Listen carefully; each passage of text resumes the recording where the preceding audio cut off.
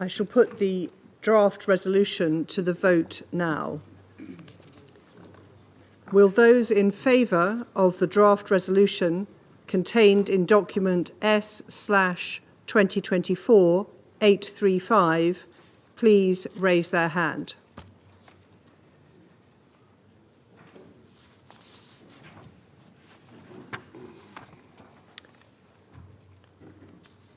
Those against?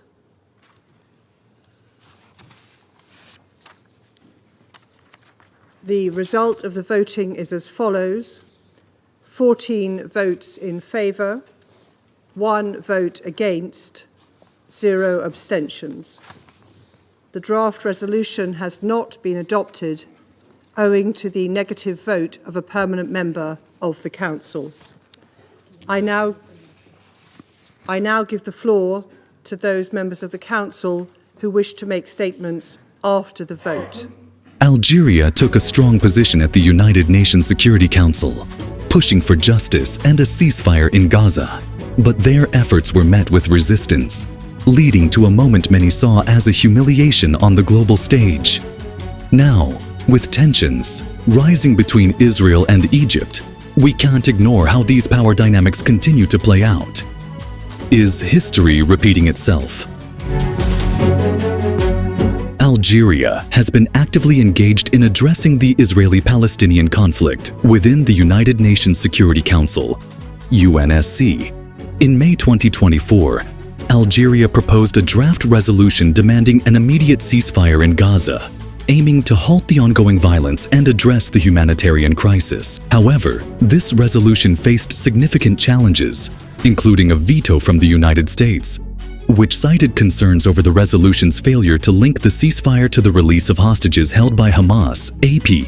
News. Despite such setbacks, Algeria has remained steadfast in its commitment to advocating for Palestinian rights and seeking peaceful resolutions to conflicts in the Middle East. As a non-permanent member of the UNSC since January 2025, Algeria has prioritized issues concerning Palestine and broader regional stability. Notably, during its presidency of the UNSC in January 2025, Algeria organized a ministerial-level open debate on the situation in the Middle East, including the Palestinian question, underscoring its dedication to these critical issues. Security Council report. Algeria's actions within the UNSC reflect its broader foreign policy objectives, which include bolstering cooperation between the League of Arab States and the United Nations to find lasting solutions to crises in Gaza, Syria, Libya, Yemen, Lebanon, Sudan, and Somalia. Algerian officials have emphasized the importance of revitalizing Arab diplomacy and overcoming political impasses through strengthened partnerships. United Nations Press. In summary, Algeria's proactive stance in the UNSC highlights its unwavering commitment to advocating for Palestinian rights and seeking comprehensive solutions to conflicts in the Middle East, despite facing significant diplomatic challenges. We're about to show you Algeria's speech and what happened at the UNSC. Watch carefully, and after the video, we want to hear your thoughts. How do you see this situation? Let us know in the comments. Madam President, at the outset, I extend my gratitude to those who voted in favor of the draft resolution presented by the 10 elected members who are the representative of the collective will of the international community. It is a sad day for the Security Council, for the United Nations, and for the international community as a whole. The draft resolution this Council failed to adopt today sought only to break its deafening silence 5 months after the adoption of the Resolution 2735. 5 months during which the Security Council remained idle,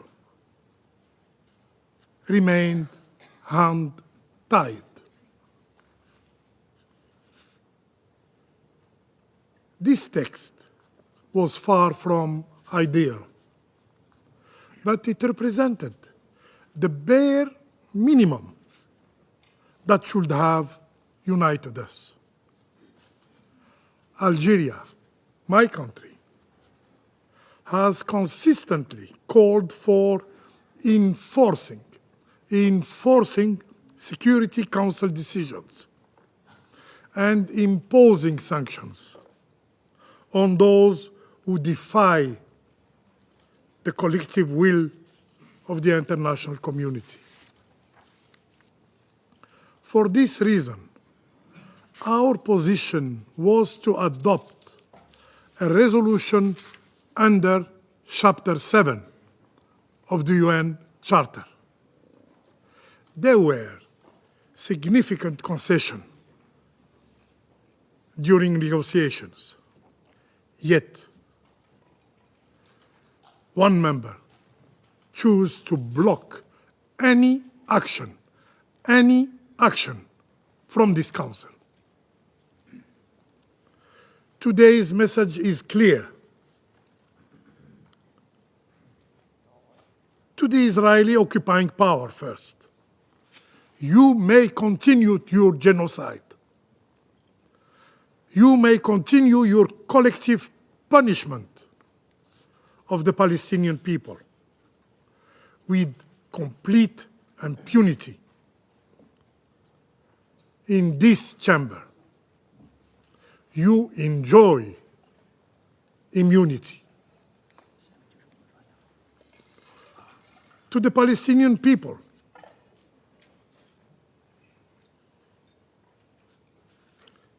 another clear message. While the overwhelming majority of the world stands in solidarity with your plight, tragically, others remain indifferent to your suffering. Madam President, we must ask ourselves today, as human beings, is it not enough that 44,000 Palestinians have been killed in Gaza, 70% of whom are women and children? How many more must perish before this Council imposes a ceasefire? Is it not enough that the number of orphans in Gaza now range between 17,000 and 18,000, many of whom have no surviving family members to care for them? Gaza, once known as a city of children, has tragically become a city of orphans.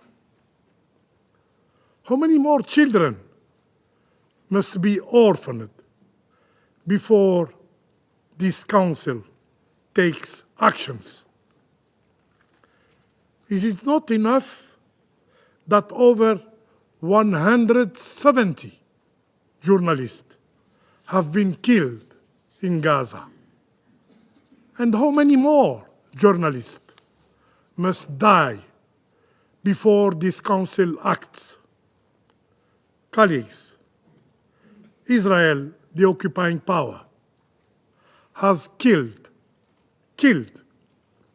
more journalists in 1 year than those lost in World War II and the Vietnam War combined. Where are those Where are those who proclaim to be defenders of human rights and freedom of expression? Why are they silent in the face of such atrocities? Is it not enough that at least 326 aid workers have been killed? The highest number ever recorded in history. How many more must sacrifice their lives before this Council decides sanctions? Is it not enough that over 1,000 health workers have been killed? How many more must fall before this Council takes decisive action? Is it not enough that almost the entire population of Gaza has been forcibly displaced and face famine now, with some already succumbing to hunger? How many more must starve to death before this Council responds? Madam President,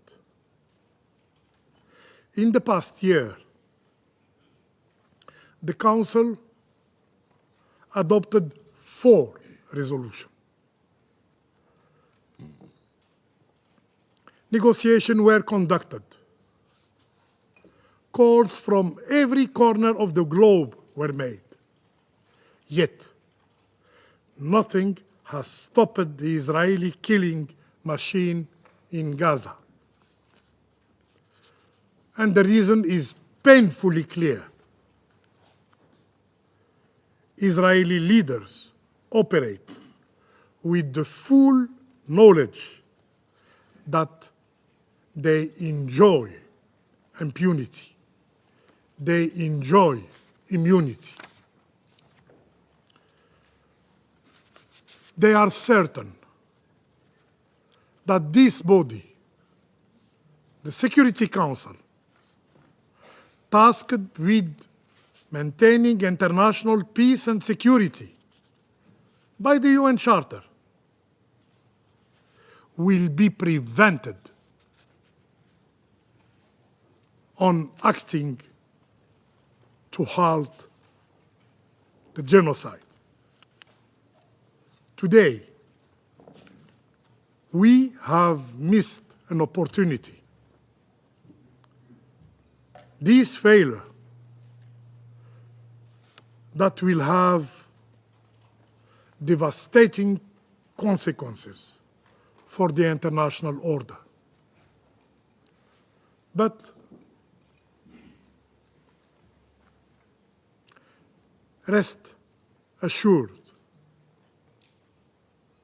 this will not be the last time